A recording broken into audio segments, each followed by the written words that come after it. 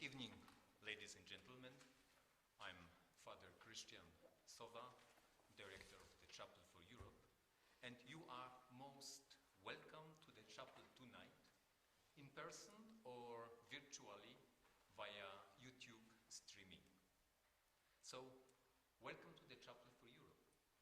This multicultural space in the midst of the European institutions, ecumenical from the very beginning, and now more and more interreligious. A space for prayer, but also a space for reflection and a dialogue on important European issues. And you know how important the culture of dialogue is in the society of today. In these weeks, the chapel celebrates the 20th anniversary in the service of not only European civil servants. By the way, after the conference, you can just visit our exhibition at the ground floor. Unfortunately, there will not be a reception because of the COVID rules, but just stay and enjoy this exhibition about the 20 years of the chapel and all its activities. Those who join us online are most welcome to see it presentially in the nearest future. And back to our event. We are very happy in this very special anniversary time to welcome you in the evening, Our Hope for Europe, Conference on Future of Europe, jointly organized with CEC, Conference of European Churches, and COMECE, Commission of the Bishops, Conference of the European Union. And, well, you know, looking to the past, as Robert Schuman said, there was much more to the creation of the European Union that's only a technical and economical project. And looking to the future, on the occasion of this conference on the future of Europe being currently held, despite all the challenges, there is much hope. And exactly about this hope, our distinguished guests will be sharing about tonight. So I invite Mr. Stefan Lunte, the policy advisor of COMECE, to set the scene, and I wish you a very inspiring evening.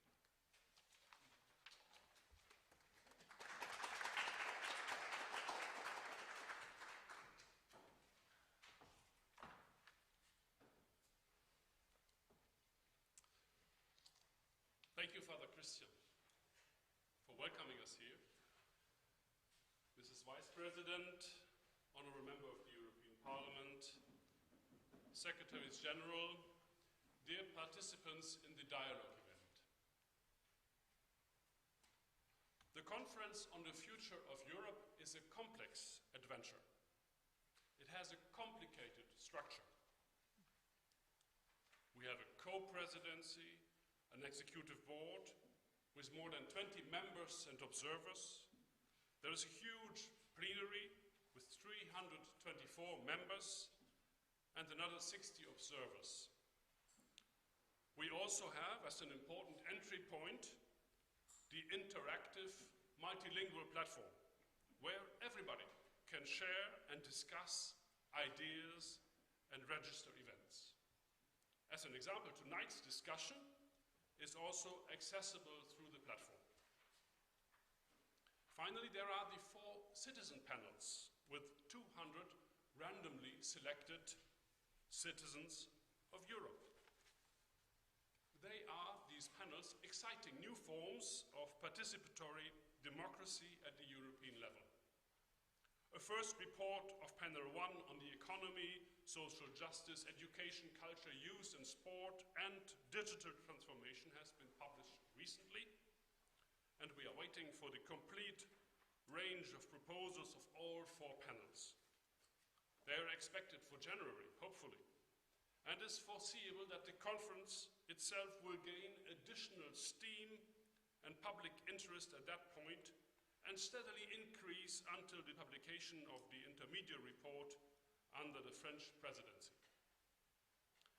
Speculations about the outcome of the conference will run high, especially since the partners in the new German traffic light coalition, expressed their wish that the conference on the future of Europe might lead us into a new convention with the stated goal to revise the treaties.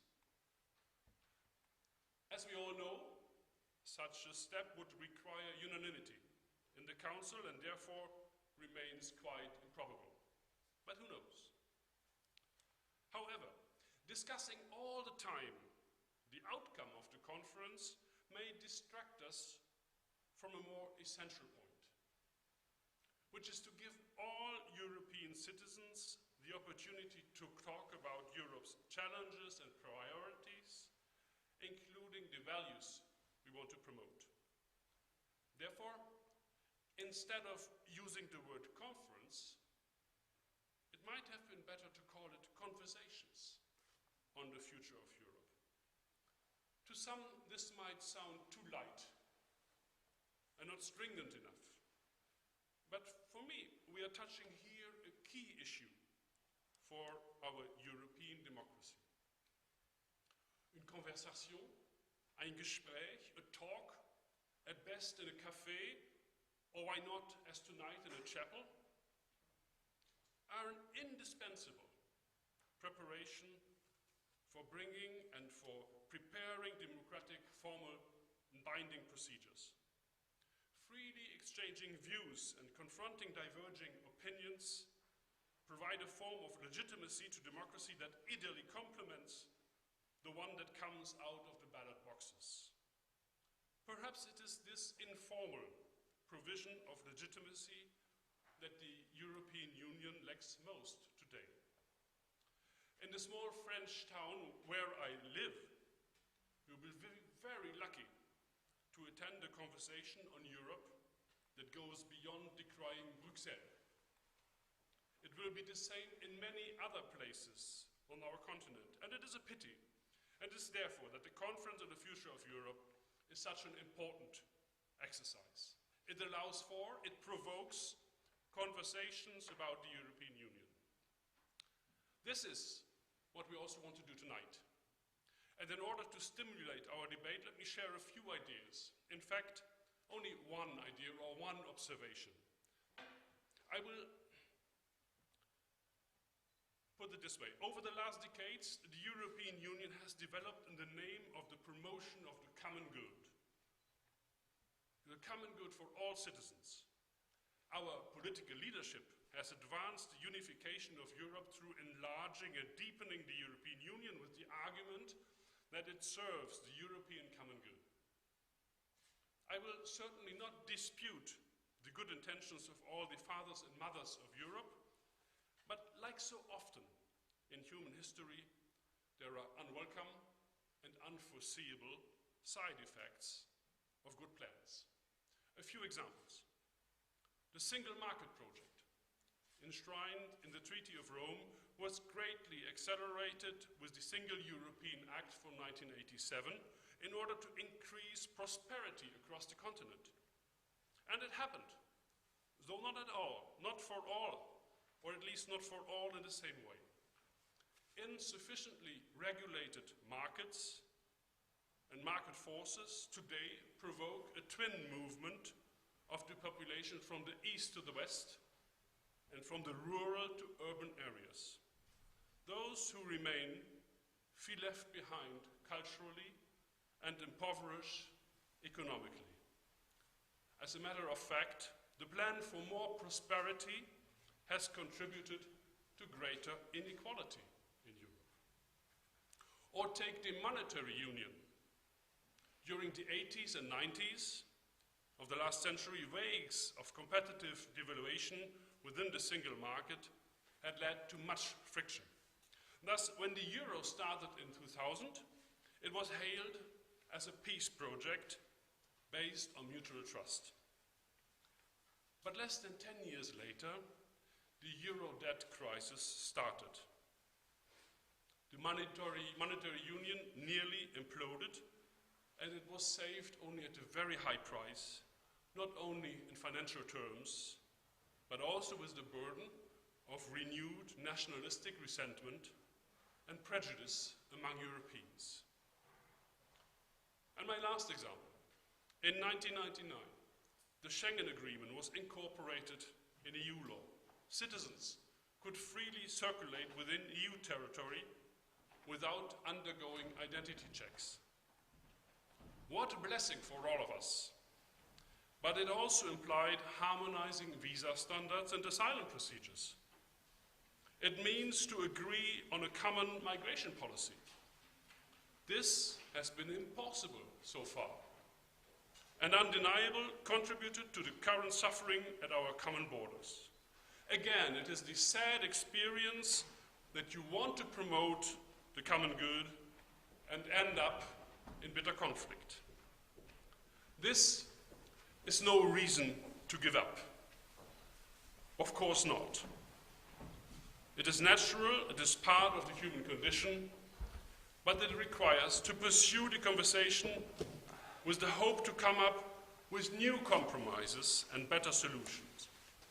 This is my hope for Europe, that Europeans will not stop the dialogue. And this, in my view, is the intrinsic value of the Conference on the Future of Europe. Therefore, I already thank all participants. I also salute Mr. Gozi, who has arrived, and all our eminent speakers for having accepted our invitation. And now I leave the floor to you and my colleague, Lena Kumning, for our debate. Thank you.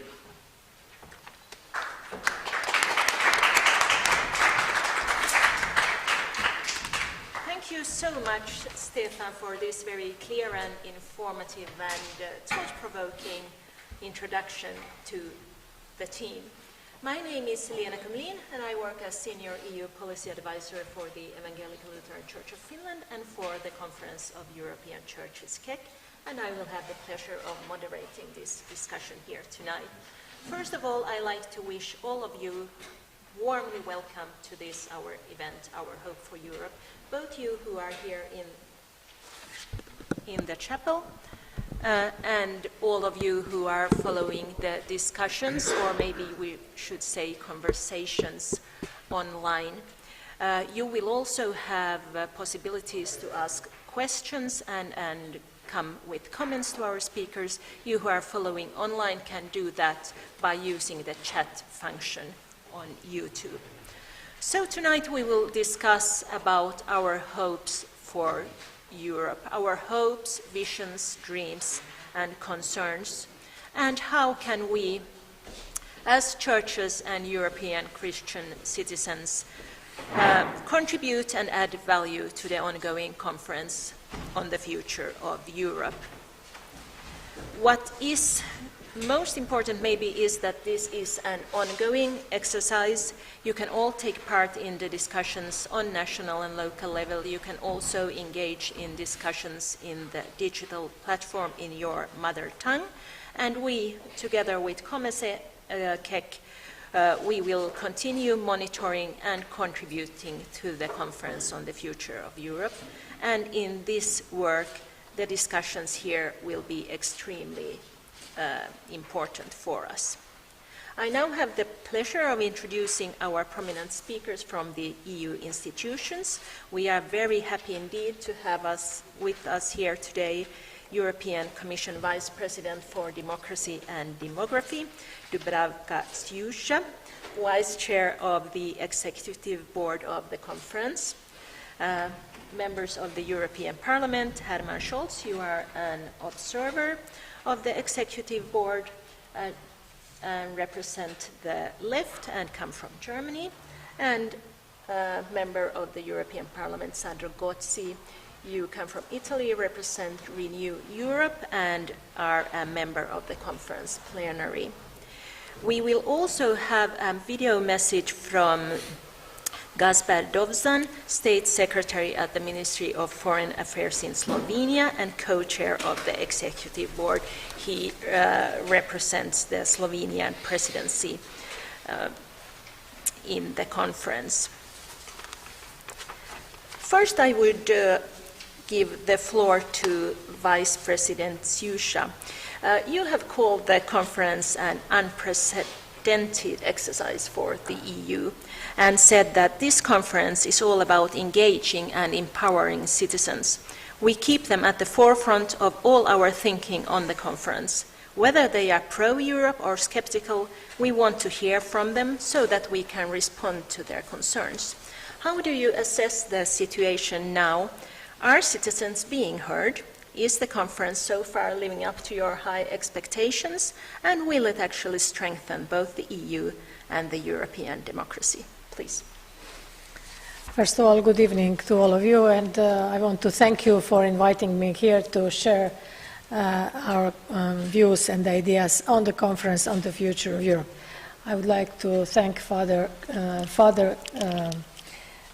Christian for the introduction, but also to Mr. Stefan Lunte for what you were saying, because you introduced this evening very, very well from my point of view. Since I speak on behalf of the Commission and I'm one of the co-chairs, as you already said, in the Executive Board, I prepared a small intervention, so I would like to read, and later on I'm able to answer your question and your questions from the audience.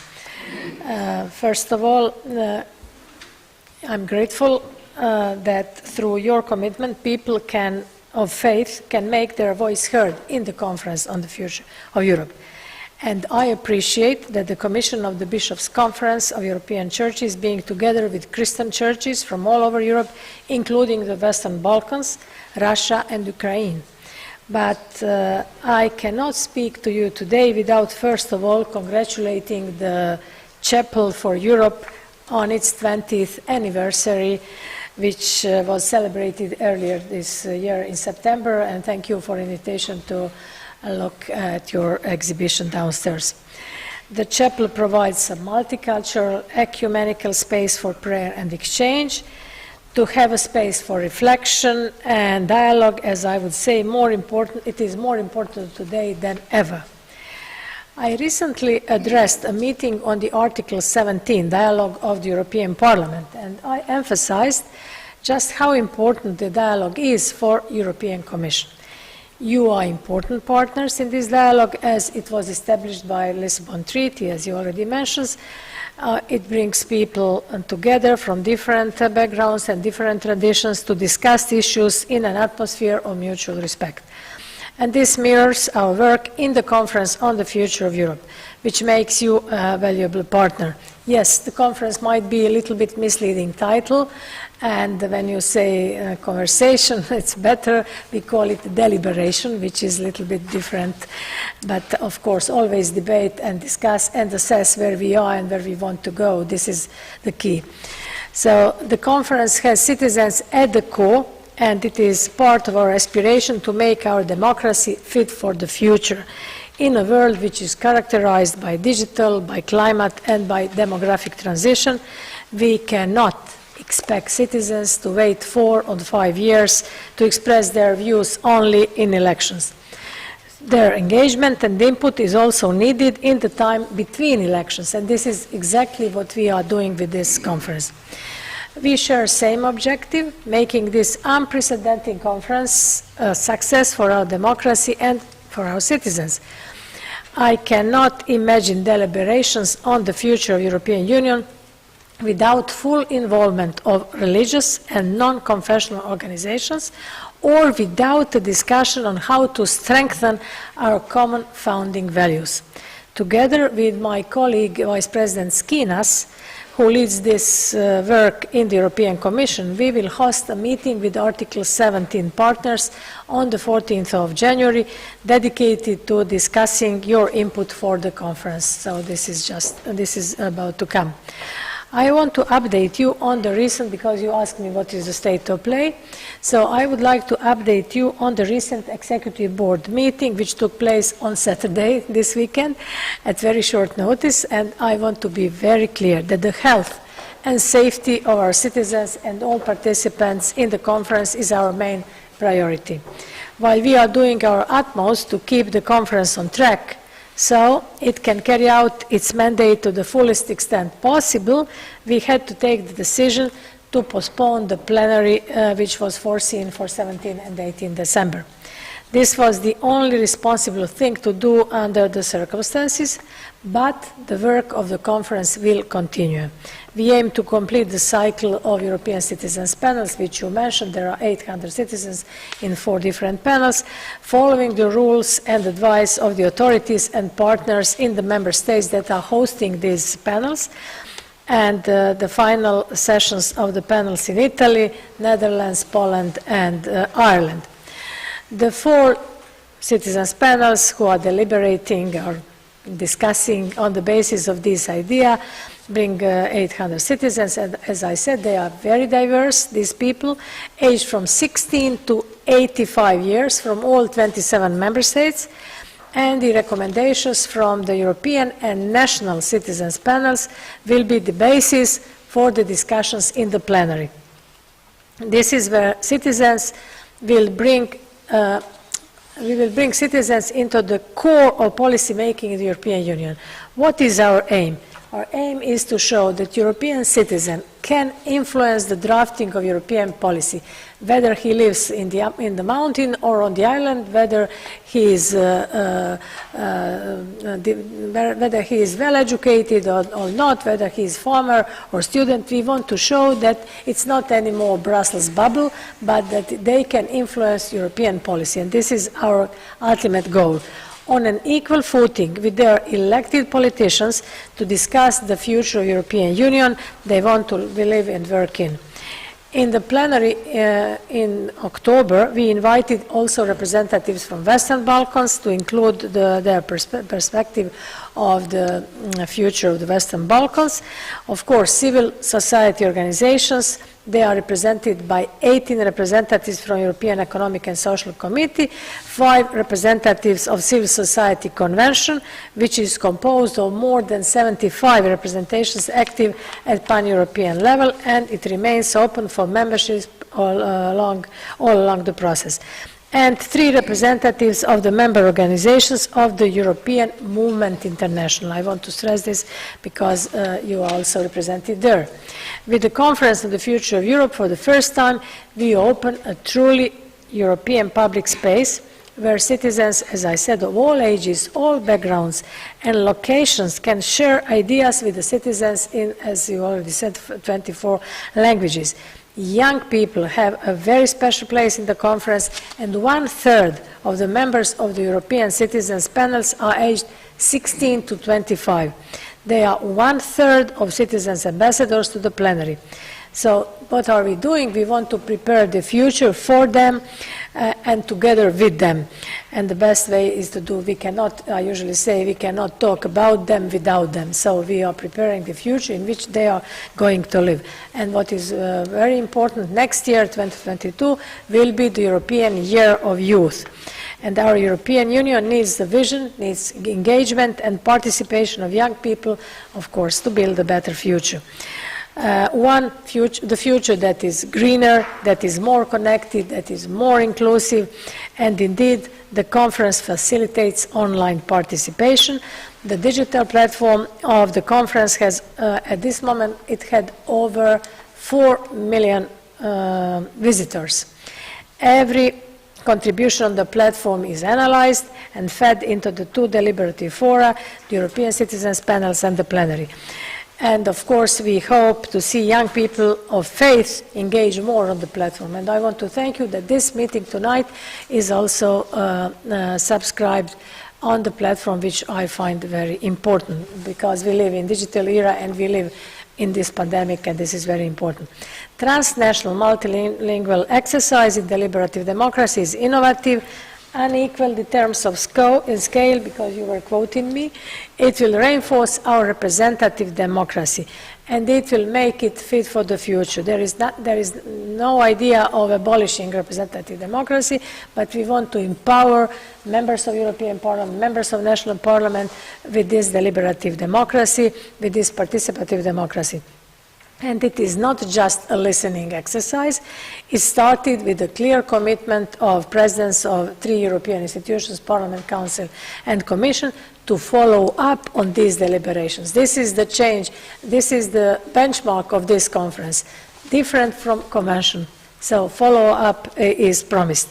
So the European dream has already delivered peace, prosperity, which you mentioned, openness, equality of rights, and a system which is based on values, but we cannot assume that this is achieved forever.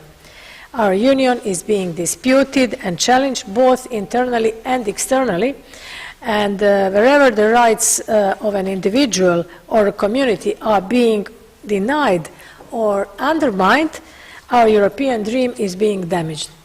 And I think of it as being like when people renew their vows within the family. So too in the European Union we can regularly reassess our relationship with each other. This is what we are doing with this conference. It is legitimate to ask questions about our union, of course.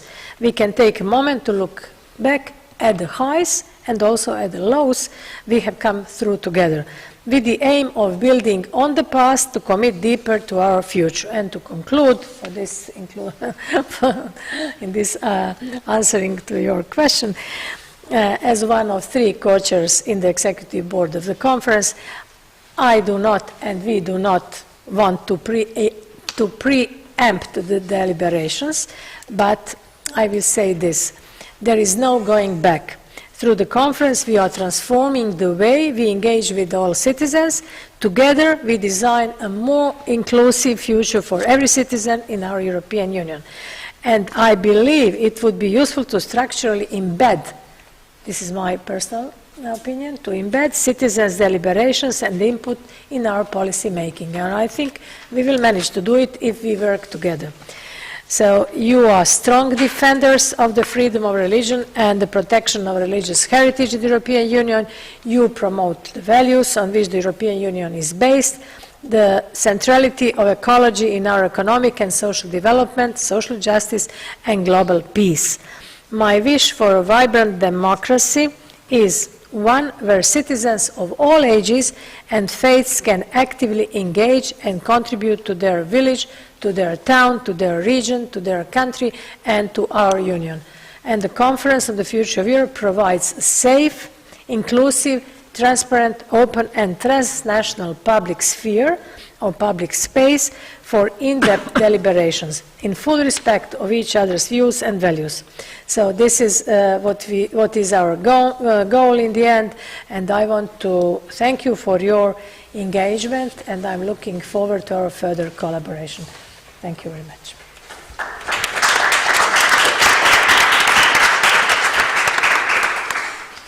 Thank you so much, Vice President Suica. The co-chair from the Parliament side is Guy Verhofstadt in the Executive Board, and he said at the 19th of May, when the conference was launched, that we want to create real momentum from the bottom up. The conference will be much more than a listening exercise, but a way to truly include citizens in mapping out our shared European future. How do you, as members of the European Parliament, see the situation? Is the conference inclusive enough? And what are your sort of main expectations? If we start with Mr. Scholz and then Mr. Gozi, please. Thank you. Thank you for having been invited to this,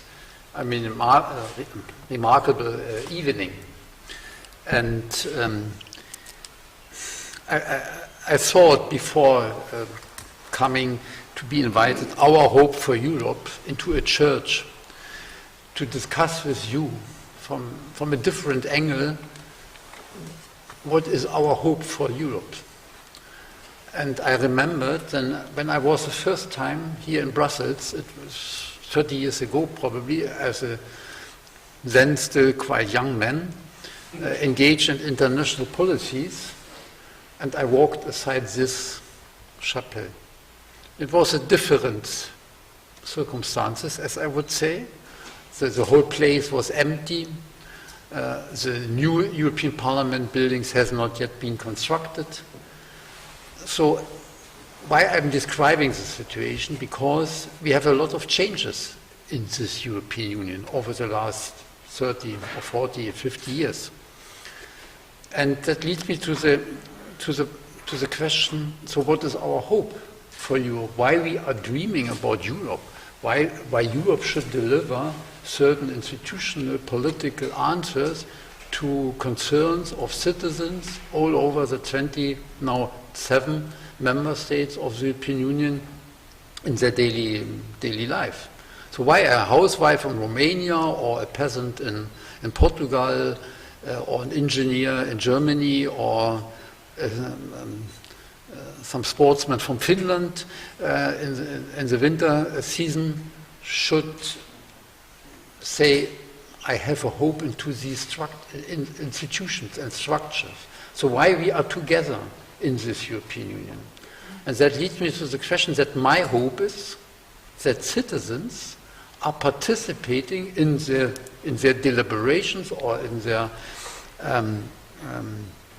conversations, Gesprächen, talks at home or with the family or in the corporations where they are working or in the schools. So what is common with me, with another citizens in Portugal, in Estonia, in Scotland, not even more, but maybe they are coming back, in Spain and Greece, etc., in Poland. So what is our concern? What we have to decide together in a conference which is dealing with these deep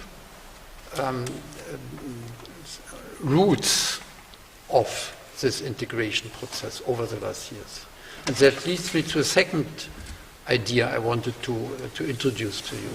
It was in 1943 when Agnero Spinelli was imprisoned at the island of Ventotene during the, I would say, most dark chapters of the human history, and he dreamed in this prison island what is necessary to overcome hate, to overcome disparities, inequalities, which leads to war, which leads to that people are shooting each other for personal or other interests. And he developed in this manifesto of Ventotene the idea we have to overcome the segregation of citizenship through borders, that we have to overcome the situation that we are looking only in our own personal or individual or in this national interest, but we have to look what is a connecting link to citizens above and outside of these national borders. So to think we have to live together in a transnational understanding. So that is, I would say, the main idea of this manifesto. And later on he became member of the commission, so he developed the issues that we need in economic interactivities, etc. So in a certain way that was also the birth hour of the internal market.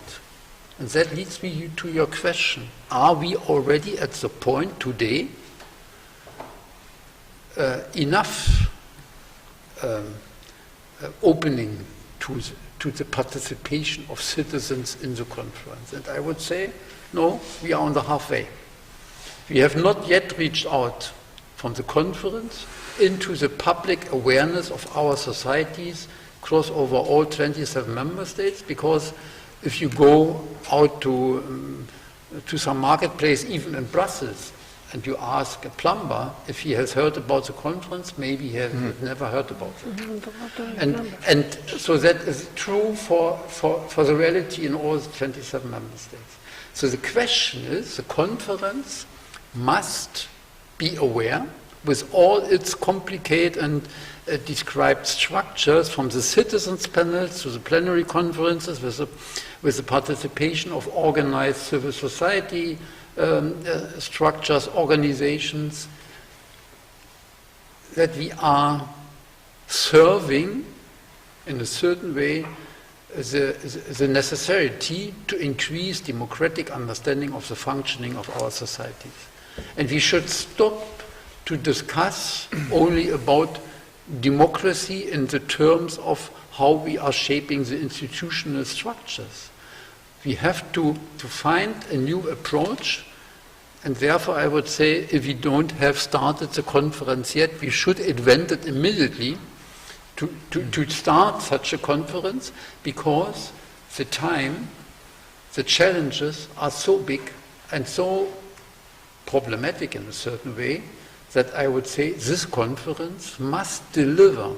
And that is the third issue I want to raise. From the European Parliament, and maybe Mario will add then this idea. From the Parliament, it was from the first momentum clear we want to be one of the engines in this vehicle of the conference, so that the conference is moving, that the conference is inviting as much as possible citizens to participate. So the conference should become our project, meaning our for each citizens in the 27 member states. And if we don't reach out to all of them, we will not have enough success, because the conference must deliver in a limited time frame due to the corona crisis, to the pandemics. But that means we have to even speed up. We have to go out. We have to invite the media. We have to be interesting for the media. We know how the media issue is organized. They only comes if there is a scandal, if there is a problem, if there is some crisis. Then there is the participation of the media guaranteed. But if things are going normally, I would say, it's more hard to invite them to come to be interesting. So we also should take our responsibility in the conference, and that is true for all the three institutions, Commission, Council and Parliament, for the Executive Committee, for the members of the plenary, for the members of the citizens, to go out, to report, to speak with people, to invite them to participate, to explain what we are discussing. And that is a final remark, not to be too long. I said that we should stop to speak about democracy. We should live democracy. That means we have to explain why we are failing in the European Union with a joint, and that was mentioned by Mr. Lunte, the common asylum and migration policy. Why it is not functioning? What is hindering us to deliver? So who is responsible? We have to make these processes transparent. Why we have still social injustice? Why we have a gap between the national or remaining at national level social policies? Why we have created economic and monetary union, an internal market, which is delivering goods and services in the interest of the functioning of our market economies. But if you should be clear, then only a social market economy will deliver for citizens, to give them a hope for their future, to give young people the understanding how to access to education, how to get a job, etc. So that is a question we have to discuss within the conference, and we have to say what is good and what is not yet good in this European Union, very concrete, very precisely on the challenge and the task of the daily life. And that leads us to climate change, that leads us to mitigating the loss of biodiversity, that is a question of peace and war. And I'm at the moment, I feel not very pleased with the situation, how international policies are functioning, because we are creating new wars, we are creating new conflicts in the world. And here I think the European Union has to deliver also persuading answers for everybody of us, so to make it possible for us to be an active member of a conversation about the future Europe, which is worth to be named the Peace Nobel Prize winner, that is worth to live in solidarity with people and citizens in other regions of the world, because the EU is an economic giant, So we have an impact on the life of the citizens and people in other continents. And of course, it should be also the task of us all together to create structures which are enabling everybody to participate in shaping our future. Thank you so much. And I will give the floor immediately to MEP Gozi for your deliberations. Thank you very much. I'm really pleased to be back in discussing with you, with COMECE, and with the other representatives of the churches and the religious communities. And those who know me, they know that it's not by circumstances of protocolar reasons that I say this, but I think that I showed it in the last 20 years of my experience as committed Europeans in several institutions. I fully share what Vice President Suica and my colleague Helmut Scholz said. I just would like to thank you for the title of this evening. I think that our hope for Europe says a lot, and it is a very demanding commitment that you ask to each of us. And I know that you haven't chosen this word by chance, or just because it sounded good, but because you know that we need in this moment a strong hope, not only for Europe, but in general for our values and for our societies. I call this moment a Darwinian moment. Why? Because it's a moment of transformation. Our world is changing. Our world is changing through the pandemic. Our world is changing through the digital revolution that we have to put at the service of the mankind. Our world is changing around the climate change and the climate challenge. So in this moment, it is not the strongest who wins. It's the one who manage to better adapt to the changes while keeping its values and while keeping its principles. And this is why we need a strong hope. We need to be hope. It's not enough to have hope. I'm recalling Paul of Tarsus when he wrote spes contra spem. It's not in this moment of very difficult change for our societies, it's not enough that we have hope. We, each of us, especially those who are committed in the public sphere, who are committed in the public institutions, must be hope, must embody the hope that we can give to our societies. And this requires courage and requires audacity. There is a former president of the United States that wrote a book about the audacity of hope. And I think that certainly to be hope and to embody hope in this moment require also to be audacious, because you have to go against stream. You have to go against streams in defending our values. What is my hope? Why I want to be, with my little contribution in the conference, a hope for our citizens? Because I think that this is the moment to fiercely defend our values and our identity. What is European identity? European identity is very simple. It is not one single religion. It is not one single culture. It is not one single language.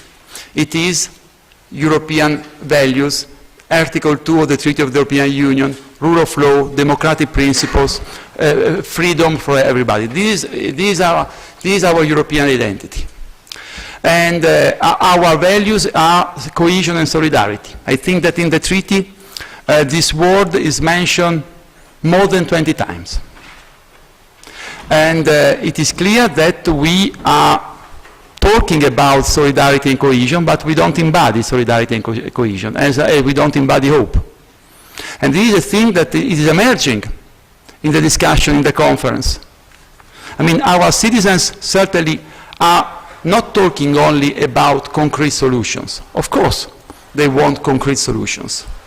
But if you look at the work of the citizen panel, if you look at the contribution of the young people from all over Europe which met in Strasbourg mid-October, they also require values. They want a union of values. They want a better democracy. They want stronger solidarity.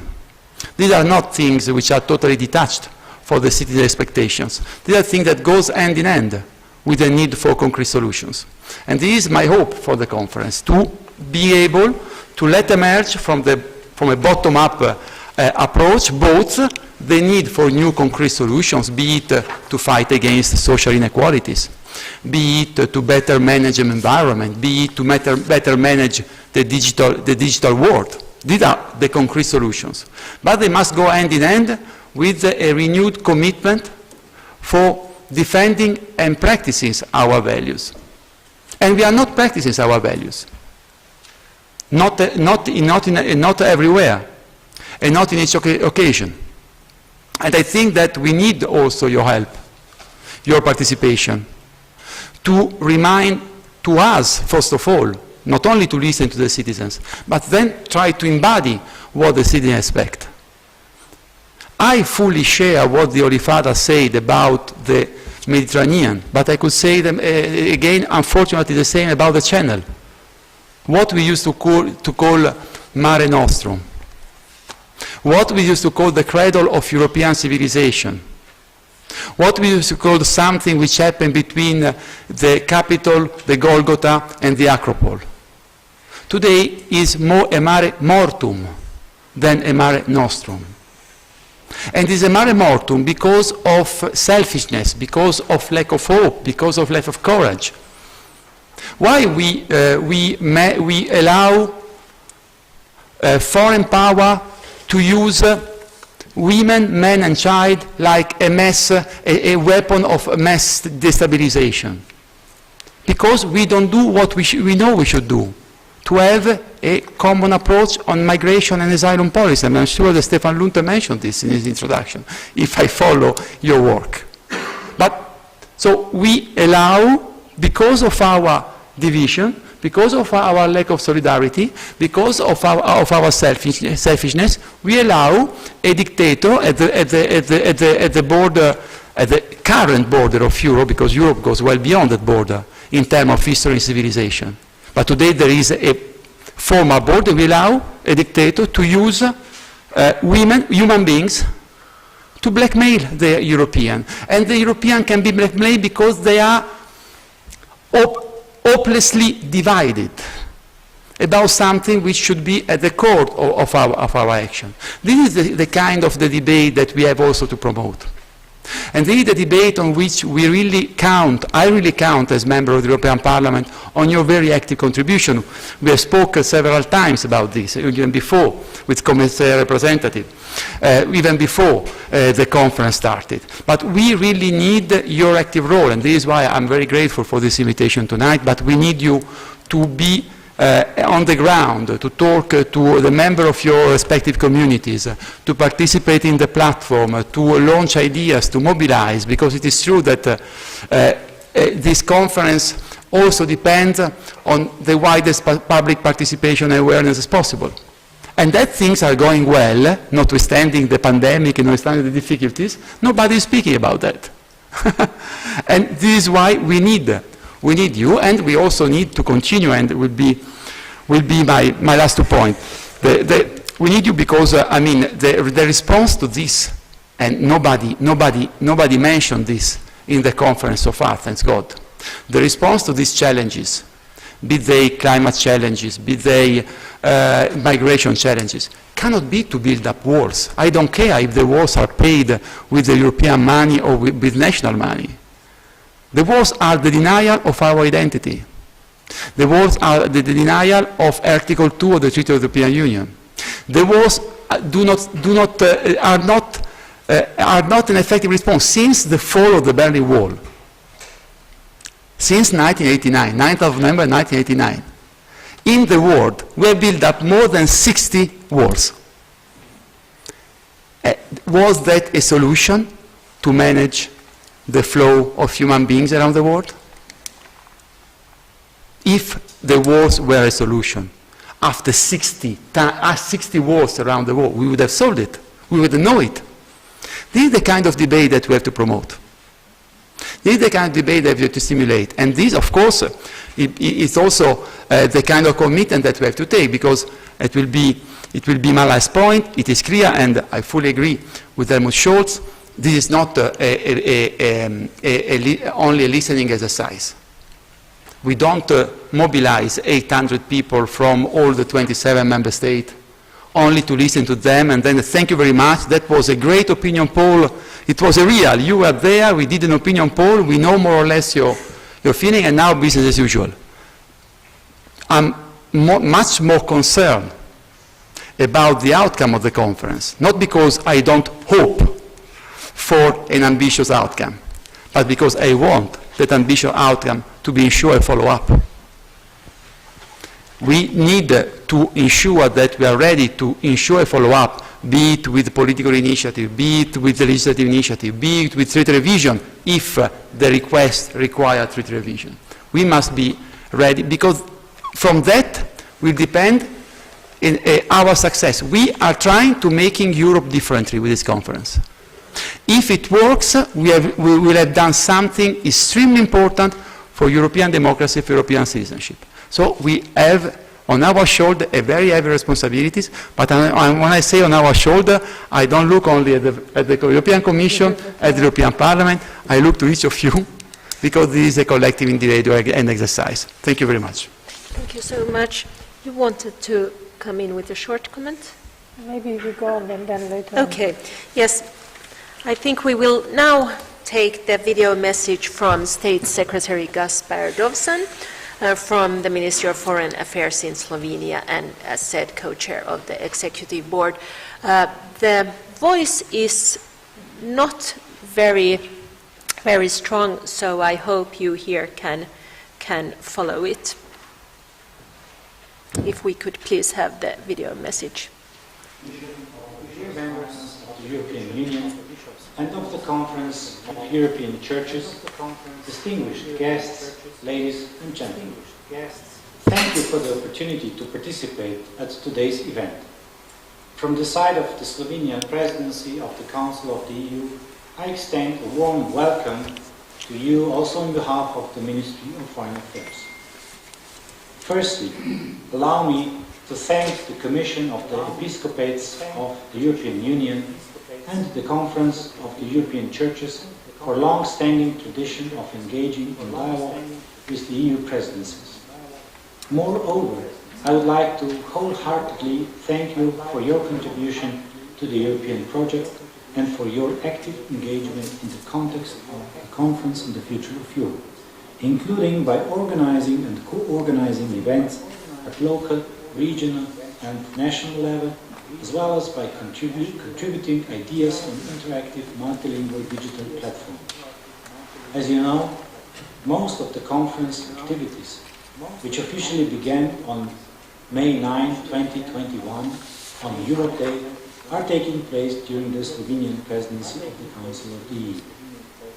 As the country holding the presidency, Slovenia plays a part in the joint presidency of the conference and represents the EU member states within the conference's executive group. The fact is that the Conference on the Future of Europe has affiliated to COVID-19 from the very beginning. Due to the pandemic, there was a later start and there were fewer opportunities to discussions with physical presence. I hope that the resurgence of COVID-19 infections in Europe will not lead to a substantial slowdown of the planned activities. So far, the work within the conference is proceeding well and with high awareness of all stakeholders regarding the importance of the process. I am pleased that, following discussions on procedural aspects, we have reached a stage where we can focus on the substance. All 4 citizens' panels, which are a key feature of the conference, started discussing issues related to 4 topical baskets: economy, jobs, culture, European democracy, values and rights, climate change, environment, health, and the EU in the world and migration. As the presidency, Slovenia's main goal is to ensure that citizens' interests are in the center of the conference and that their hopes and dreams, visions and concerns are heard. We will continue to highlight the need to put policies in favor of citizens first. Topics that concern the European citizens and the current substantial challenges must be at heart of discussions. We will strive that citizens' proposals will be incorporated in the deliberations of the outcome of conference in a concrete and comprehensible manner. I am glad to emphasize that young people play a vital role within the conference. 1/3 of each citizens panel is composed of people that are younger than 25. They are the ones that help lead the debate on the future of Europe.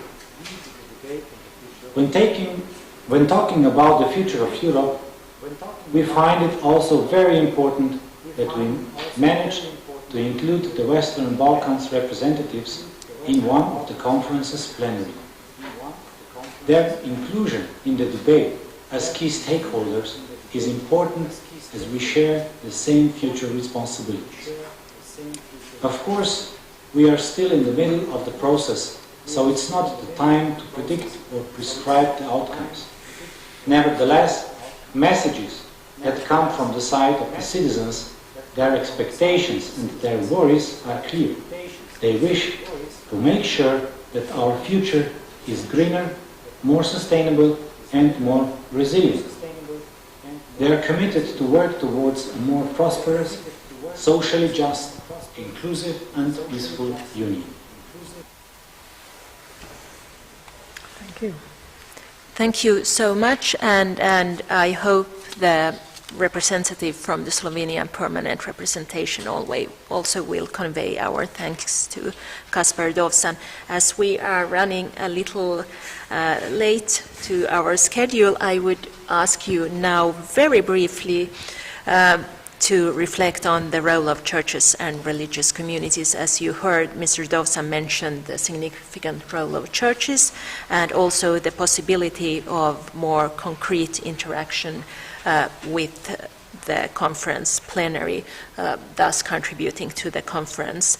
How do you see the added value and potential role of churches in this respect, and what would be your wish towards us as churches? And if you can squeeze this in to like one sentence, it would be really great. Gozi, and then Vice President. Vice President, yes, yours in one sentence. Very briefly, because I already said what I hope from churches and religious communities in this conference, so I won't repeat it. I just want to stress that I think that what we have done together so far and what we have to continue together must continue. So I think that there is a specificity in the dialogue with the church and religious communities around Article 17 of the Treaty on the Function of the European Union.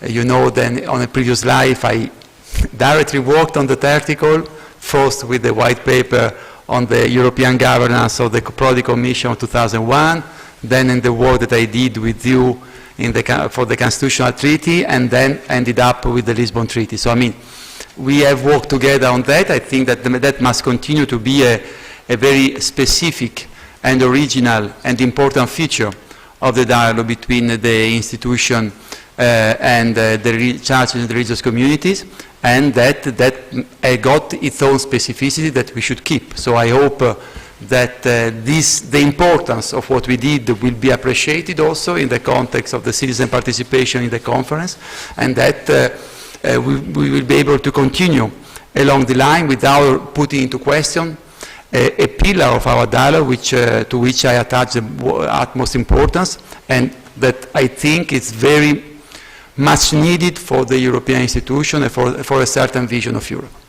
Thank you. Thank you. I already addressed this issue. I think that your role, the role of religious communities, is indispensable in these deliberations on the future of Europe. And of course, I also mentioned Article 17, and it is very important. We will continue, as I mentioned, with Vice President Skinas on 14th of January, and looking forward to it definitely. But what I want to say is that we badly need your help here, because my dear colleague mentioned, Mr. Scholz mentioned promotion. We need better promotion of this conference. For us, this evening is also very, very important, because we want to penetrate in all parts of our society, as I said earlier, and we want the more people are on board, the better will the conclusions be. And this is for us very important, because, as I said, Brussels bubble should be burst, and we have to show that they, citizens, can influence not only during elections but also during this period of 4 or 5 years. Why? Because the world has been changing. Everything, as you said, the technology has been changed. So we have to adapt to this. And in a minute, in a second, you have nowadays every citizen has possibility to be informed. So we have to come closer to them. We have to come directly to our citizens, to inform them, to talk to them, and to listen to them, to see what are their daily issues. If I may say, at this moment, it's not 1 minute, but sorry, the interim results of our multilingual digital platform, we thought, because we are in the middle of the pandemic, that the health will be first ranked on this among all these topics. But you won't believe, but maybe you will. Climate change and environment is first at the moment, and second is European democracy, which means that European citizens are interested in the state of European democracy. Of course, it is also a daily issue. So this is what they want to talk with us about, and this is what we want to offer them to talk. So I don't want to say that this is it is too early to draw the conclusions. It's only interim report, but it shows the direction. So let us see what will the final goal be. But we have, and what is the most important, the responsibility is not, as you said, you're from Parliament, mine from Commission, Gašper, Dovžan's from the Council, or French presidency, which will come, but all of us. So the ownership of the conference is from all of us. Each and every citizen is owner of this conference, and also the responsibility. So if we fail, I don't think we will, it won't be our failure, but we offered this unprecedented exercise to, there is no democracy in the world which ever offered something similar. Nobody was this courageous to put citizens in the hemicycle of Strasbourg together with elected representative governments, with members of European Commission. Nobody ever dared to do this. The European Union dared, and we, by signing joint declaration, Ursula von der Leyen, President Sassoli, and at that time Portuguese presidency, but later on presidency, French presidency in the end, they committed to deliver on citizens' ideas, on citizens' concerns, and on citizens' hopes. And this is what we have to do. And this is a very important moment, maybe, of this conference now, because we are now in full swing, and this is something which is very important. And thank you for organizing this. Thank you for being on board, and I hope that we can engage you even more than we did until now. But as I said, everything is open, everything is inclusive and transparent, and this is what we want to achieve. Citizens at the heart, and this is, I think I can't agree more with my colleagues and with Dovžan. We are in full agreement. It would be nice if we were in full agreement in some other issues like migration and asylum policy, but the final word is always bearing in mind what are the competencies of the Union and what is Lisbon Treaty, what is within Member States' competence, what is within our competence. So this might be changed after this conference, and we may talk about the period of pre-conference and period after this conference if we succeed. So it depends on internal elections on internal policy situation in the member states. So where some issues are stuck, they are stuck in the council, not in the commission, not in the parliament. This is because I don't want to blame council, but just to tell you. No, I don't want to blame, but I want to tell this, you and citizens and those who are following us that you know what is the problem. The problem is not here. The problem is in few member states, not to name them. I don't want to name anyone, but just to tell you, it's not. I don't want European Union, but it's not. We have to be together. So, but internal systems of different member states are the most important. So, also voters have to bear in mind whom they elect in their member states, and then everything could be better. Sorry for this, but I think this was important to say. Sorry. And Mr. Scholz, your I have not so much to add to these right words, but maybe because Vice President just spoke about the transparency, and I think transparency has to be guaranteed during the whole process of the conference, and that is, of course, our responsibility in a certain way. But I hope that the churches, and you have asked me for the role of the churches, will keep a close look on that what we are delivering, because the trust of citizens into the conference and what policy of different levels, etc., are speaking about should be taken seriously. Otherwise, we are creating distrust, and we are creating non-democratic co-living of citizens within the member states as between member states. So the role of the church should be also to really to take care about that, and that is more than only promotion.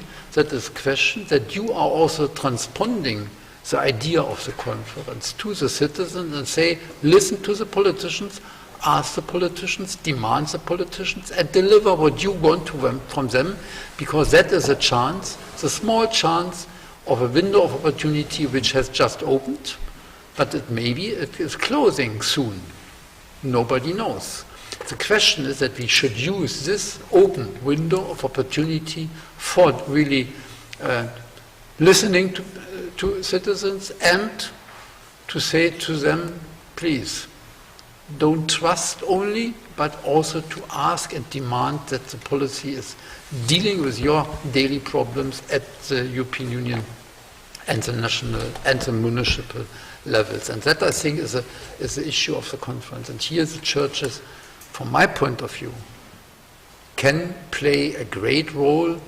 And so that is also a request from me to you, that you are a partner for us in providing this conference to make it a success. Thank you so much. We will now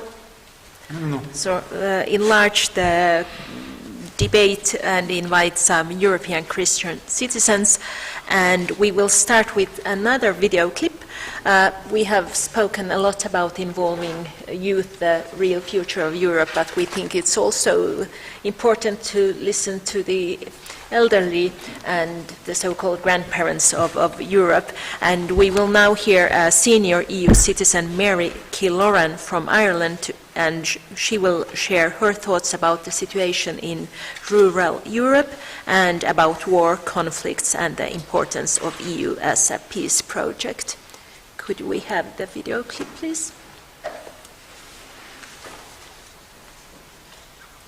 Good morning. Good morning. From the most westerly part of the European Union, village of Bosco in County Sligo.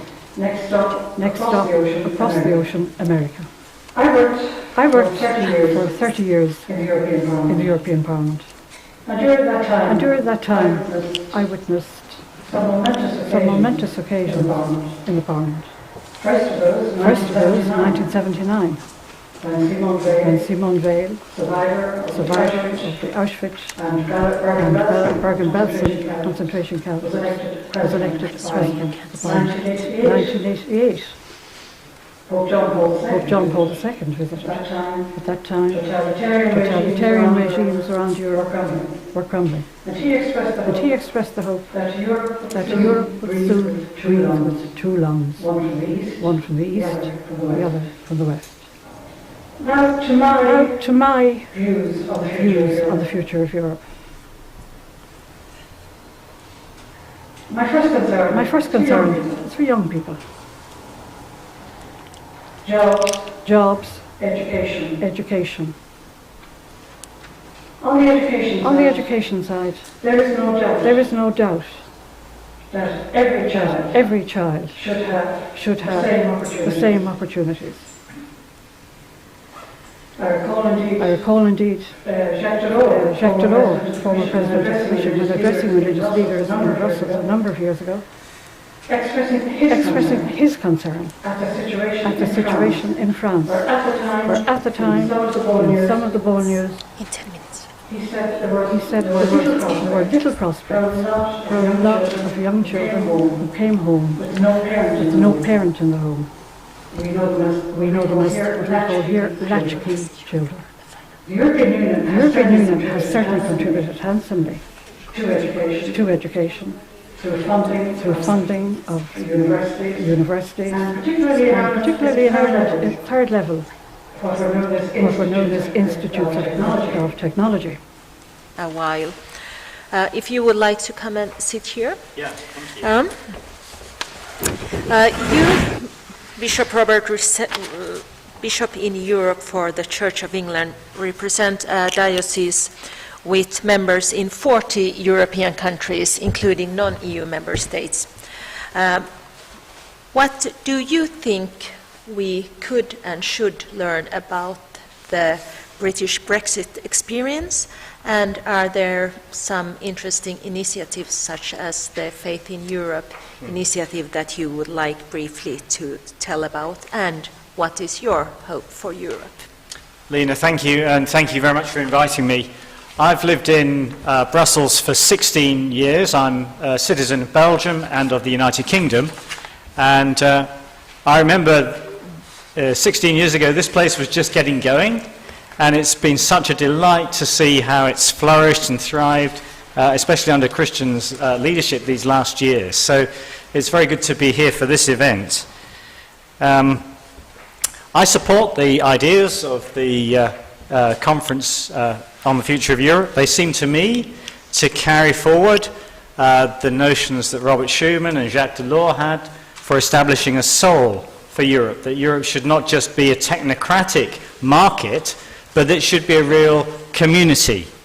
And the conference has the possibility of engaging much more people in the European project. And I think this is vital, because if we look at Brexit and the reasons for Brexit, at least one of the reasons was a disconnect between the so-called metropolitan elites and those who were left behind, those who felt no stake in the central structures of the European Union, who understood little or nothing about how Europe worked. And so, if the Conference for Europe succeeds in engaging with ordinary people, that will be a big ask, and it has a lot to do that, but if it can do that, it will have done something of real significance. So Brexit provides a warning about what happens if you don't connect with ordinary people. I want to say a little bit, though, a bit more positively about an organisation called Faith in Europe, which brings together pro-European thinkers and Christians in Britain and Ireland. They have conducted their own conference on the future of Europe. They've had seminars and meetings and issued papers, and they've come up with a number of priorities which I share. The first, their top priority, and it's been mentioned several times tonight, is climate change. And here, Europe needs to move from aspiration to action. There's a huge disappointment around with COP26 and its failure actually to produce binding targets. And so we look to Europe to be a leader in resisting climate change and resisting the degradation of the environment. The second priority is migration. And here we need to acknowledge that Europe has failed. Yeah? Pope Francis spoke eloquently this week about migration as the shipwreck of European civilization. And I think he was right. And we're seeing that in the Channel between England and Europe. And so there needs to be serious dialogue between the European institutions and England if we're not going to see more and more people dying in the Channel. And this is outrageous. So those are top two priorities for faith in Europe. I want to say as a religious leader that sometimes the EU gives the appearance of having a difficulty with religion. It inherits historic Christianity with values and traditions, and I'd love to see it being more comfortable and at ease with owning that history and recognizing it, not being embarrassed about it, and at the same time facing outwards to a plural society and engaging seriously with different religious traditions. Because if it doesn't engage, it risks religions, and some religions, falling prey to extreme organizations. So there's a challenge to the EU in engagement with religion. And then lastly and finally, for the last 10 years since I've been coming to this place, people have been talking about the need for a new narrative for Europe. And it's now more urgent than ever. And I think that new narrative could start from recognizing that the challenges that were faced in the 1950s in Europe, of imperialism, of militarism, of rebuilding, those are not the same challenges today. There are new challenges, and they are challenges of climate crisis, of migration, of economics. And recognizing that change and responding to the new challenges could provide the basis for a new narrative. The title of which could be something like Planning for a Sustainable Future Together. I think that's all I want to say. Thank you. Thank you so much. As I understand that the Vice President and also MEP Gozi will need to leave shortly, I would ask you for a last word. What is your hope for the future of Europe? I'm in a very difficult position because I told we don't want to preempt any conclusions because then we will influence the citizens. But of course, as I said, these were only interim reports on which I was talking about. I think that elections in 2019, European elections, showed that there was a pretty high turnout to these elections, and then we realized that citizens want to have their say, and our reply to them wanting their say is the organizing of this conference on the future of Europe, as I already said. So I think we somehow reacted. We saw what's going on with Brexit. Of course, this was also one of the triggers. We have to be honest and admit it. But as I said, living in completely new circumstances, in new developments, in digital world, we have to adapt ourselves to new reality. And this adaptation is, in fact, listening to citizens and trying to reply to their needs as soon as possible, not to wait. This is what we already said this evening here. So I think that it is important to react promptly. It is important to take their problems, their concerns, their hopes, their dreams into consideration while drafting conclusions. You know that these three institutions which I mentioned earlier, we can't vote. We work in executive board on consensual basis, which means we cannot outvote. So we have to come to the conclusion in the end, and this is definitely very important. Why it is? Someone may ask later on why this short period for deliberations. First of all, a pandemic, and we couldn't start. Little by little, we started. Now we are in full swing. As I said, we will finish somewhere in May during French presidency with listening. But our work does not stop there, because if you remember, 5 scenarios of Jean-Claude Juncker, White Book. It was very nice exercise. I was at that time member of European Parliament. We were debating and debating. 27 prime ministers visited European Parliament in Strasbourg. We were talking, and then it was end of mandate. This time we need another half of our mandate, which is 2.5 years from next spring, in order to act accordingly, in order to deliver, in order to reply to citizens' ideas and to their concerns. And in the end, as you said, to come from action, to talks to action, aspirations to actions, and to put it simpler, to walk the talk in the end, because otherwise we are not anymore, we won't be trusted anymore, and this us politicians and institutions, of course. And this is what we are trying to do. I cannot say more than this at this moment, because we have to listen and see what will be the final outcome. And then, as I said, they signed, 3 of them signed joint declaration, and they obliged themselves to deliver on this. And this is, for me, very important. And me, as part of the executive board and as co-chair, I will have to act in accordance with this. There is no other way out.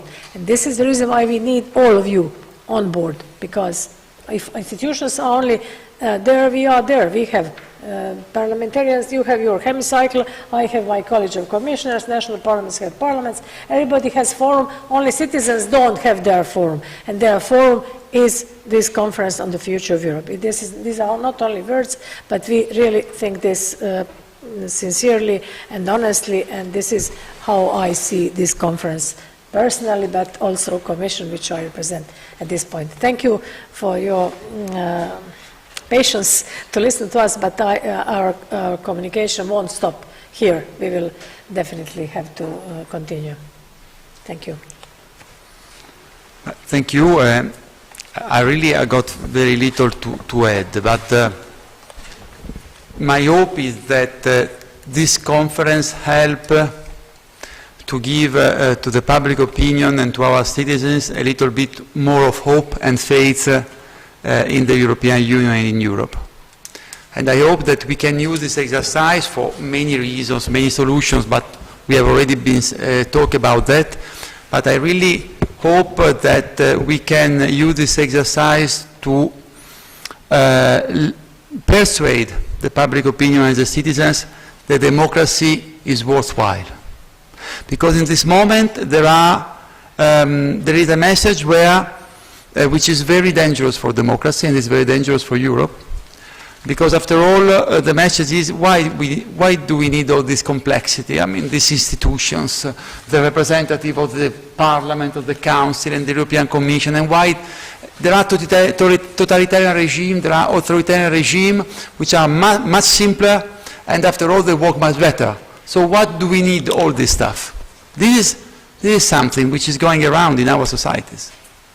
If we manage to use this conference also to restore faith and to restore understanding of complexity and acceptance of complexity, because democracy is a complex exercise.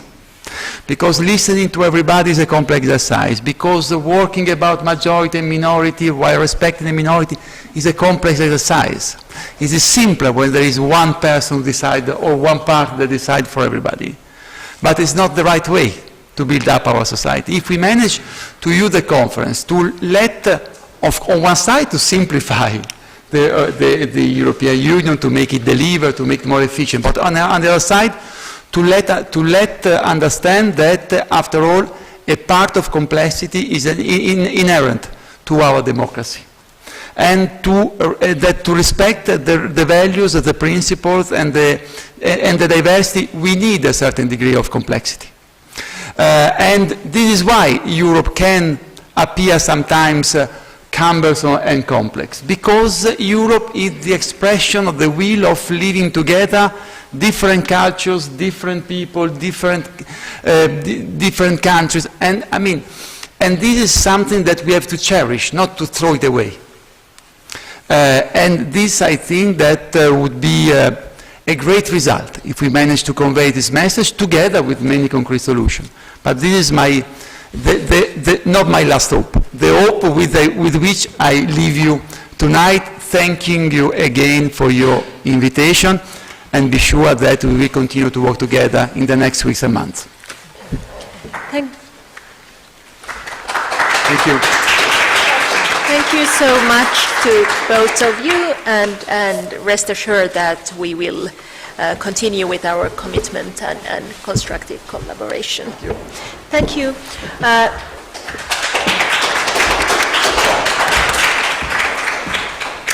We will now have our last video clip for this evening. It's by a young Polish woman, Agnieszka Zarzinska, who shares her views about youth within the scope of the Conference on the Future of Europe.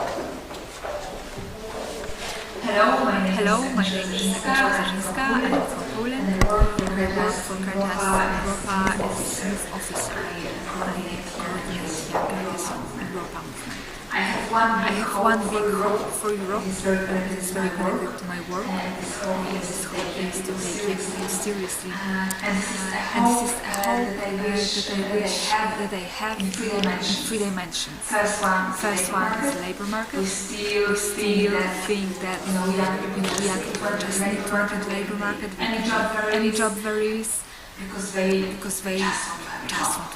But we tend to forget that they need work that have a good enough salary, that respects their dignity, that gives them opportunity to develop and learn new skills. I hope that in the European Union we will keep fighting for good circumstances for young people to enter the job market. It is still a big problem in Poland and European countries. We are doing a lot, but I think still that we need to remember that it's not just about getting any job, making sure that this job answers our dignity. The second dimension is the dimension of the pandemic. Of course, people who are at risk are those who are elderly and who have conditions, but we tend to forget that young people also pay huge price to help us cope with this crisis. During at the age where they need to get out of home, meet new people, learn the world, but they cannot do that, and we are not thinking how to support them in that sense. So I hope that in the future we will remember about young people who are paying the price, who are contributing to our efforts to cope with the crisis we are facing. And the last dimension is very close to my heart because of my work, so it is youth engagement. And I wish that we will start treating young people as experts in activism, in campaigning, in designing our future. I think we start to acknowledge that young people are experts in the sense of climate change because it is about their future. But I hope that we'll recognize their expertise and their importance of their voice also in other dimensions. This is what we try to do in Caritas Europa, where we want to recognize the role of young people, the role they play in our mission, and I hope that their voice, their needs, their perspective will be heard and it will be important also on the agenda of the European Union. I know it already is, but I hope there will be enough time, enough funds, good enough tools to listen to young people, to create for them spaces to speak. So I would be also very keen to hear from the speakers what is their take on these three dimensions. So for the future of Europe that takes young people seriously. Thank you. And then I would ask Renato Cursi and Father Aimilianos to join us up here on the stage. Shall we take the chair next to you? Please. Always a pleasure. Renato Cursi, you are Executive Secretary of Don Bosco International. You are also actively involved in the Civil Society Convention on the Future of Europe and the European Sunday Alliance. And you have participated in the COMECE Youth Convention. Could you tell us a bit more about this fascinating initiative and pick out the main key points and very briefly share your views about are young people listened to enough within the scope of the conference? Thank you very much for this invitation and for this question. I hope that you can hear well. Yes, just to give you some context of this Catholic Youth Convention, now we are at the end of 2021, and 3 years ago, you may recall that Pope Francis invited all the Catholic Church into a global participatory process called the Synod on Youth. And then, a few months later, Don Bosco International proposed to COMECE, why don't we reflect together on what we can do to get our young people from our networks more involved as agents of change, not just recipients of policies, agents of change in the European Union.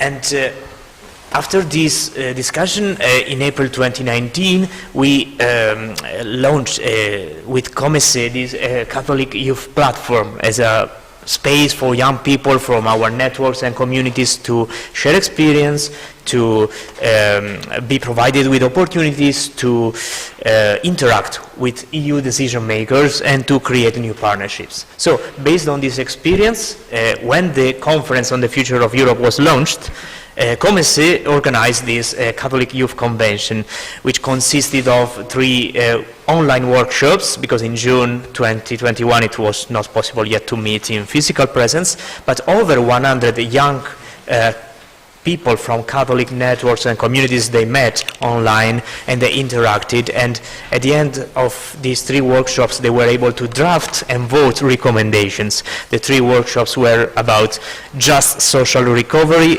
ecological and digital transitions, and the last one was on democracy and European values. And you can find this recommendation in the final report, which is online, and all those recommendations have been uploaded on the COFOE digital platform, okay? So they are available and you can vote them if you like.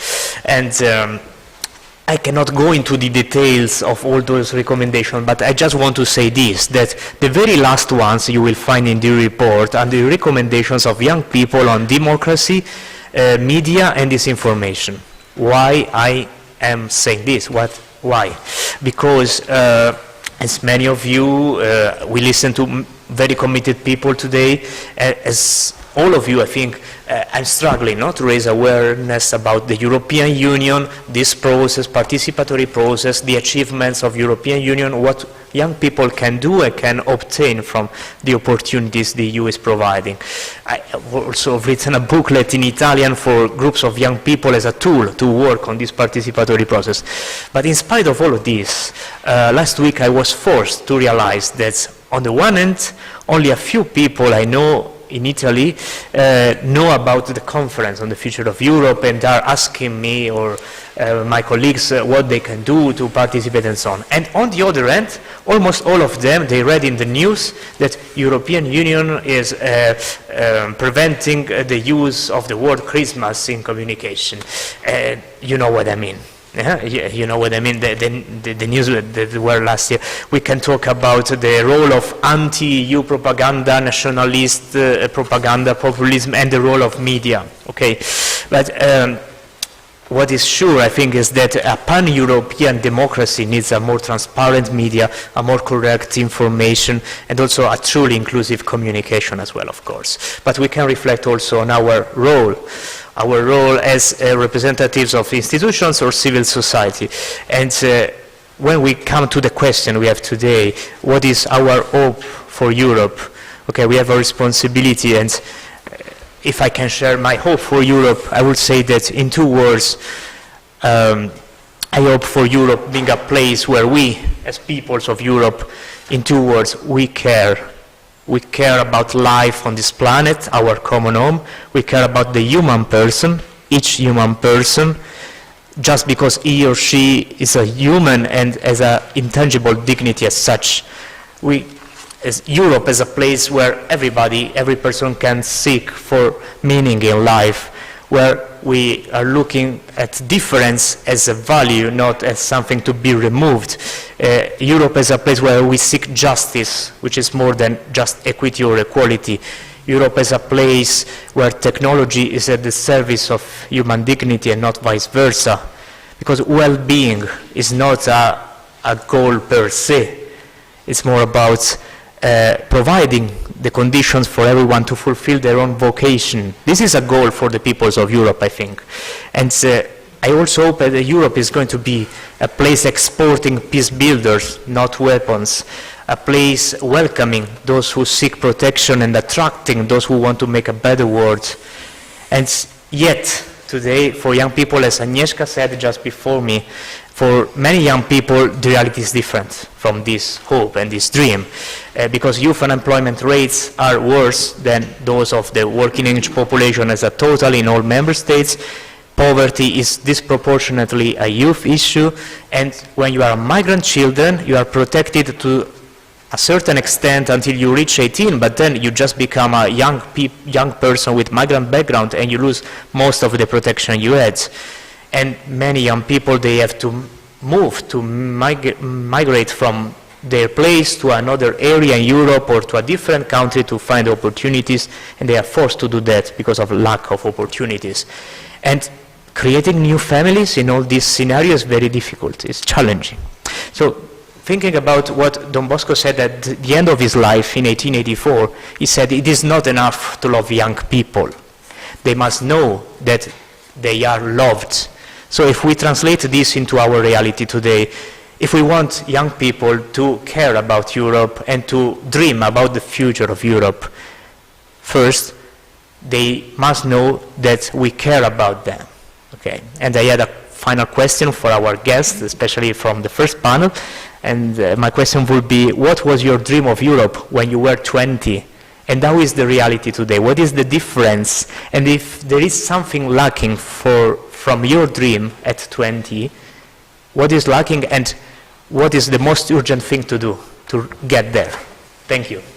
Thank you so much. And now I will immediately pass the floor to Father Aimilianos. You are moderator of CROCEU, the Committee of the Representatives of the Orthodox Churches to the EU. Having listened to the speakers here tonight, what are your reflections from an Orthodox perspective, your visions and dreams? What do you think is the most important task of the ongoing conference, and what could be a specific contribution from an Orthodox perspective? Thank you so much, Lena, and thank you for the speakers. I really appreciated the input of a member of the Parliament, Mr. Scholz, from a very German perspective.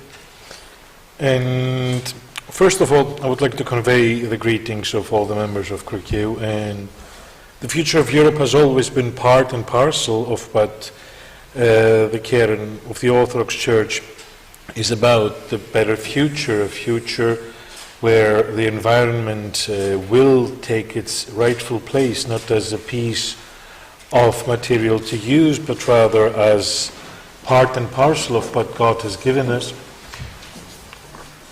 Education that will provide opportunity to the younger generations to grow up and work and offer their own self as our forefathers did. I have to admit, as a person, I work in the European schools, so I have a very soft spot for the education part. What really bothers me, though, is that we are trying, in a way, to create and to even broaden the gap between generations. I've been hearing tonight this focalization, this at some point obsession with the youth, and we are asking ourselves, why do people do not have trust in the European system? I will remind you all, a few years ago there was this program of sign this petition, do this, and the European Commission will take it into consideration. And yes, no. So it's just an example on a topic that was close to the heart of the churches, Orthodox, Anglican, Protestant churches, Roman Catholic churches. And finally there has been proof so many times, which is something very sad to say for those who don't know. It works as proof that, it's all about voting, it's all about making sure that your representatives will enter into the different institutions. And then thank you very much. Yeah, it's over now. I do not believe that the Orthodox Church does not believe that. That's why from the very the lowest level up to the highest possible level, we advocate for the trust towards the European family. And I don't like to refer to it as the European institutions. I don't really like to refer to it as those for the Parliament, those of the Commission, those of the Council. No, it's the European family. That's what you represent for us. That's what we tell our faithful, that we have to have hope in the family. And in every family there's always strife. Between brothers, we never agree. Between cousins, between husbands and wives, and I know we're running late. It's not my fault. Don't keep looking at me like that. So it's just the fact that maybe it's also our fault that we try to wedge apart the generations. Yes, of course the youth have a role. I remember I participated in 2004 in the Porto Alegre, 2005, Porto Alegre conference of it was the World Council of Churches. And I was considered as a youth then. I was already in my 30s. And I was like, okay, so let's hear. And it was really clear how some ideas were not in contact with reality. And it's good. It's good to dream, because once you dream, you can actually get someplace. But if we keep wedging this difference, bring the youth in, of course, if you go today, if you walk out in Brussels and you ask, out of 10 people, how many know about the Conference for the Future of Europe, Belgian people, not people who work for the Institute, or even those. I'll take the risk and ask even those. Do you know how many will answer yes? Do you know how many in our societies know about it? So it is a challenging issue for me. For me, the only way is to continue doing what we do, to inform, to talk to our faithful. I mean, in Lille, we set up our own little KEK version, and we have arranged already 3 times a visit from the different churches to come to the European Parliament, come to the Commission, hear about it, learn about it, so that they can transfer it then to their faithful in the different churches. Anglican, old Catholics, Roman Catholics, Protestants, Evangelicals, just to have the opportunity to share, to hear, to learn. And for me, that is the biggest challenge. Yes, we have all these things on the agenda to tick. Yes, we all care about the environment. Don't forget, our ecumenical patriarch is not called the Green Patriarch by chance. We all care about the youth, of course. We all care about the social aspects and security and all that. And health, especially in the light of what we go through with the pandemic. But let's keep it as a family. Let's keep our members close. Let's not divide, because we will not be able to reach very far if we keep dividing. I don't want to keep any longer the floor, because it is late, and her smile is just, her smile. Thank you. Yes.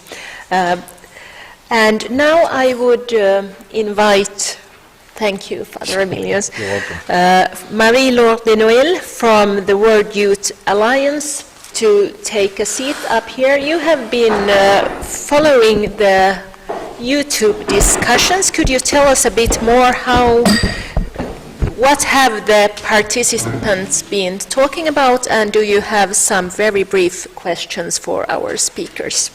Thank you so much for giving the floor to me. So I am Marie-Laure de Noël. I am a 25 years old Belgian, and yes, I work for the World Youth Alliance as the regional director of advocacy. But here I am speaking as a young person of faith and a young citizen who want to be active and enter in the political debate. So there were some questions in the chat. I will resume it briefly here in 2 questions. But first, as a small introduction to those questions, I would like to take a timeline. We spoke about the past, the cultural heritage. We spoke about the present, where we are in a period of transition, of change, of renewal. And then we spoke, of course, this is the target of the goal of our evening, to speak about the future and our hope for the future.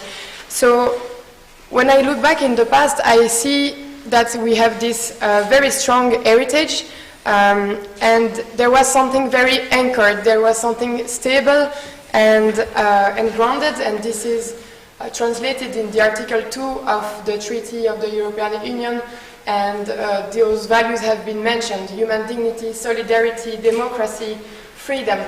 And I see now that it's good, the transition is good in many ways, the just transition, the social transition, the protection of the environment, the digital transition. There are so many good things, but I feel like we have come from something where we had a shared vision of the society of Europe in particular, and now we want to renew everything, and we go a little bit too far, in my opinion, in this renewal, and we come from unity and we go to division. I'm sorry, but we would need the questions in order to have time for a round. Thank you. So, yes, I do have hope for the future, and I have faith that we will have shared projects and common values still. But my first question is, like, today, what are our common values? What are our shared hopes? What are our common projects in the European Union, and how can we ensure that we have those shared projects? I see that there are many good initiatives. There is, for example, currently the youth resolution. Of course, you would like to listen to the young people and so on.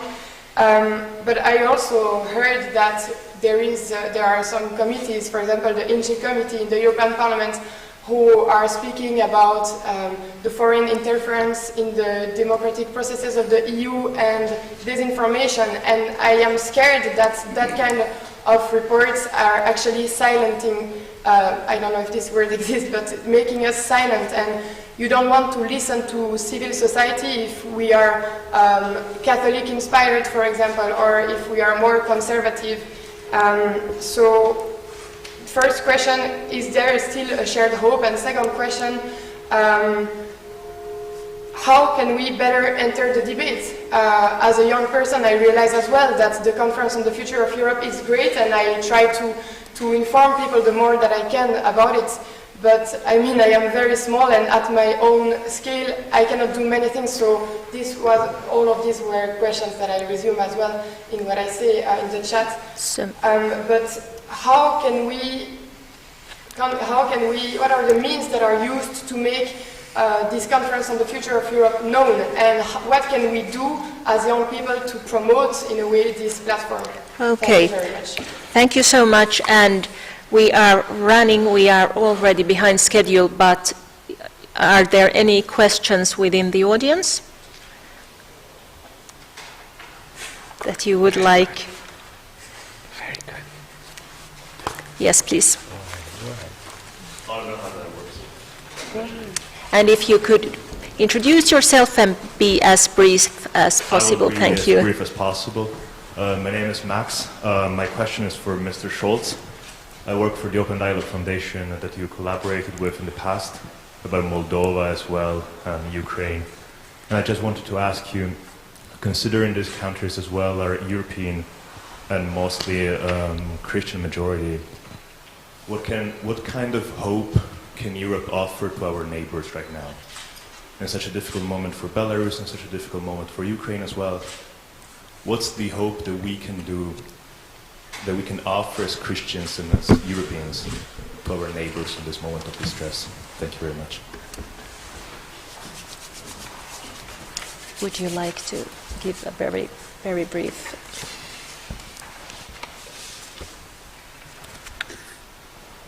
Complicated question to answer in only few sentences.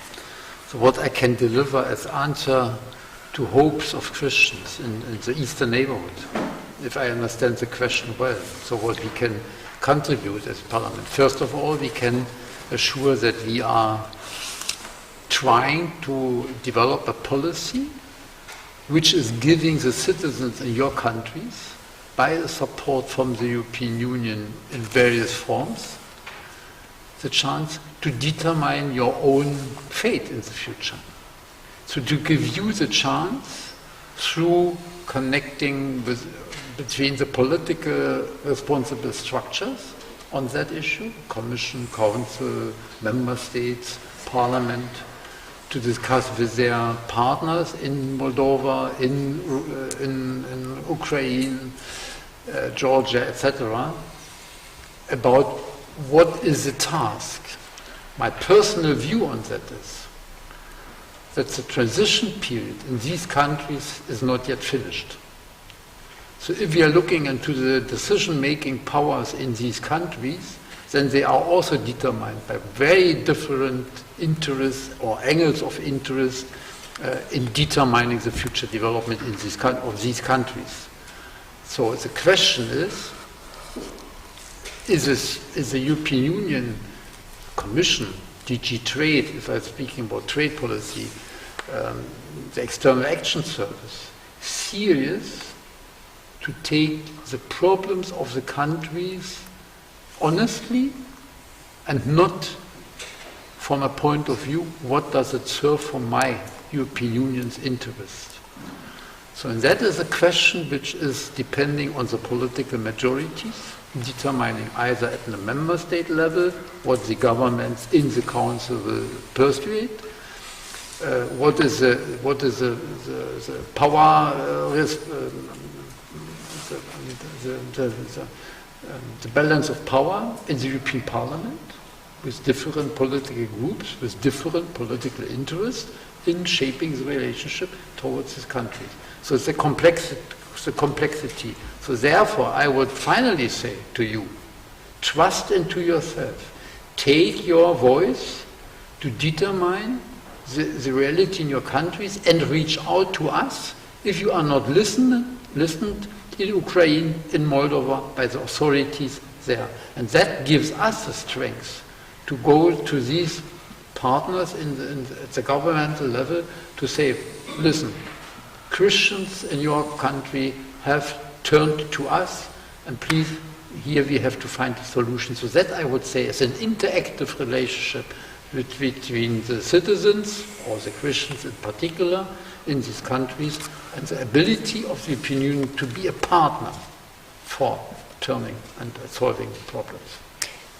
Thank you so much. And the other questions are so huge, and I think they concern all of us. Shared values, defining values, thinking about how youth can be involved, but also thinking about how we as churches and how our members can be involved in the Conference on the Future of Europe, and how we all can contribute to making it more known and contributing to its success. I think we need to stop here and go on with these questions, and please be in touch with us at COMECE and CEC. This will be very valuable for our future deliberations. Sorry for interrupting, because this question of yours was very important. What the youth is really expecting. Yes, we will. So that maybe be continuing together to answer this question. And your question was also to the youth, to my dreams of young.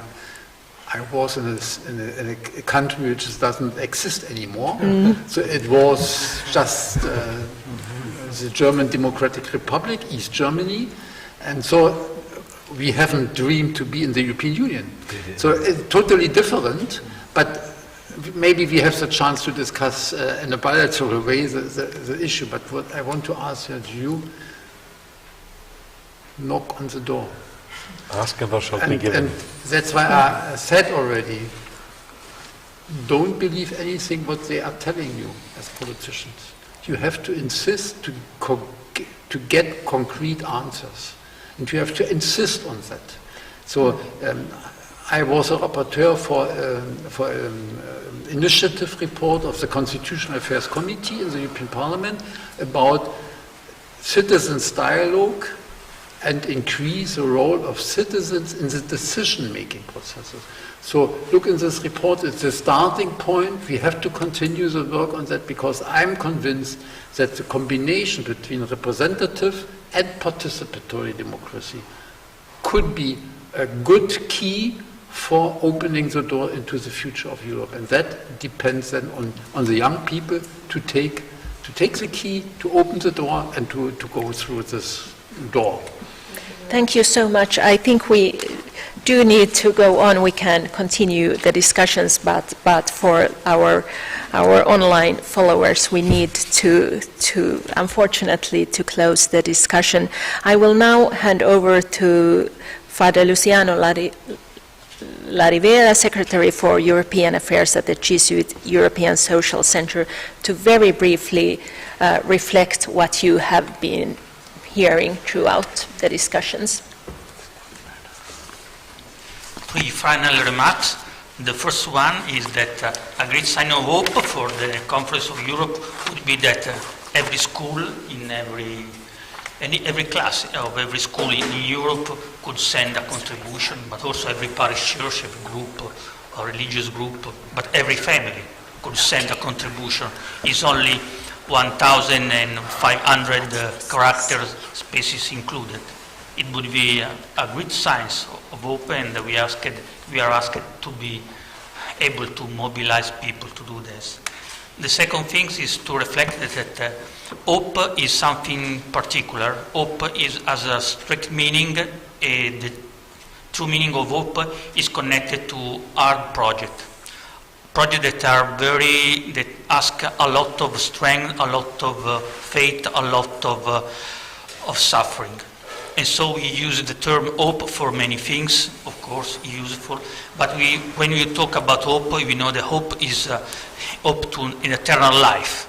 So we don't think about this kind of hope, but something similar. Hope is connected to something for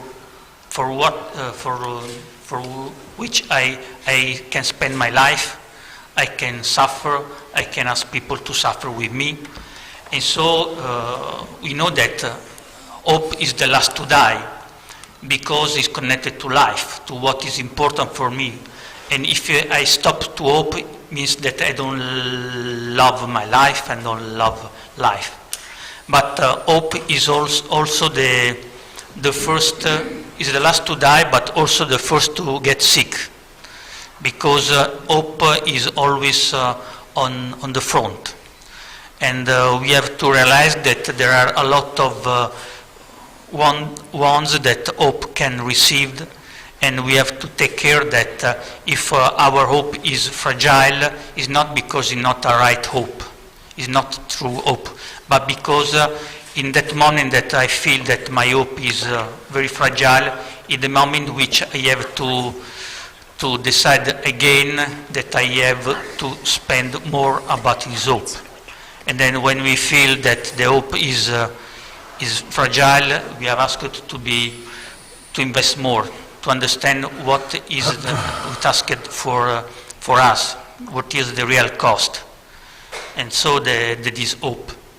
And I want also to finish with a third final remarks, that the testimony of a man of hope, that is Monsignor Aldo Giordano, the nuncio who died last week. And he was sick. I asked him to give a speech for a group, Passion for Europe, and he wanted to give this speech. He was ill. He gave this recorded speech, and I wanted to read this only the final remarks, because I think it is important for us. Today, the demand for a Europe of defense is becoming strong, but the horizon of defense is peace. When we talk about defense, I would always expect an explicit reference to peace, to Europe's responsibility not only to defend itself and its values, but to promote peace in the world.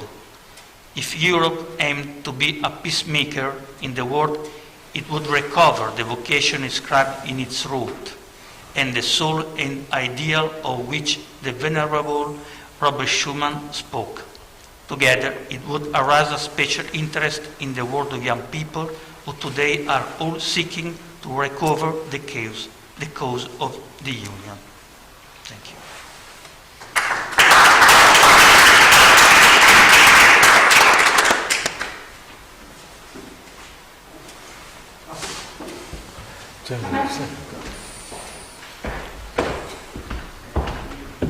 Thank you so much. My friend Father Manuel will have the last word. I will have the last but one word. What have we learned tonight? I think I've learned that the conference on the future of Europe is complicated. I mean, just the fact that it's called a conference, which it isn't, something I struggle with in my daily life, being the General Secretary of the Conference of European Churches, which it's not a conference. You could say that what I'm the General Secretary of is the conversation of European churches. That was brought up here as well. That's what the Conference of the Future of Europe is, a conversation between us. I think in the future, maybe sometimes I would say that I'm the General Secretary of the conversation of European churches, being in conversation about our heritage, which we cherish, which we are proud of. Thank you.